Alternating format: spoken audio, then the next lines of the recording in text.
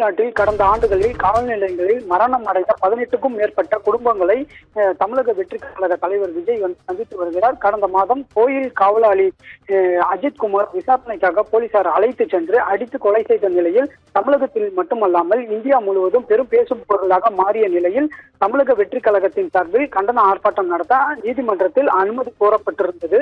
தமிழக வெற்றிக் கழகம் சார்பில் தமிழகத்தில் கடந்த 4 வருடத்தில் நடைபெற்ற லாக்அப் டெத் உயிரிழந்தவர்களுக்கு நீதி கேட்கும் வகையில் நாளை தமிழக வெற்றிக் கழகம் கட்சியின் சார்பில் உயிரிழந்த குடும்பத்தினரை வைத்து சென்னையில் சிவானந்தா சாலையில் மாபெரும் கண்டன ஆர்ப்பாட்டம் கட்சியின் தலைவர் விஜய் தலைமையில் நடைபெற உள்ளது. அதற்காக சென்னை ஈசிஆரில் பனையூரில் உள்ள தமிழக வெற்றிக் கழகத்தின் கட்சியின் தலைமை அலுவலகத்தில் லாக்அப் டெத்தில் உயிரிழந்த குடும்பத்தினரை தற்போது அங்கு வந்துள்ளனர். அவர்களை தமிழக வெற்றிக் கழக தலைவர் விஜய் சந்தித்து அவர்களுக்கு ஆறுதலும் தெரிவித்து அவர்களுக்கான முழு ஒத்துழைப்பும் வழங்குவதாகவும் தெரிவித்துள்ளார்.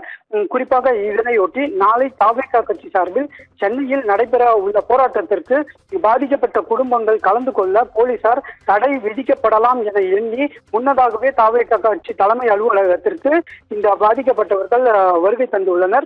காவல் நிலைய விசாரணைக்கு அழைத்து சென்று உயிரிழந்த செங்கல்பட்டு மாவட்டத்தைச் சேர்ந்த ஸ்ரீ கோகுல் குடும்பத்தினரையும் ஐனவரத்தைச் சேர்ந்த விக்னேஷ் மற்றும் உள்ளிட்டோரையும் திருவண்ணாமலை மாவட்டம் கொடுங்கையூர் உள்ளிட்ட பகுதிகளைச் சேர்ந்தவர்கள் அங்கு வந்துள்ளனர். தற்போது அவர்கள் பாதிக்கப்பட்டவர்களை தமிழக வெற்றிக் கழகத்தின் தலைமை அலுவலகத்தில் விஜய் சந்தித்து வருகிறார்.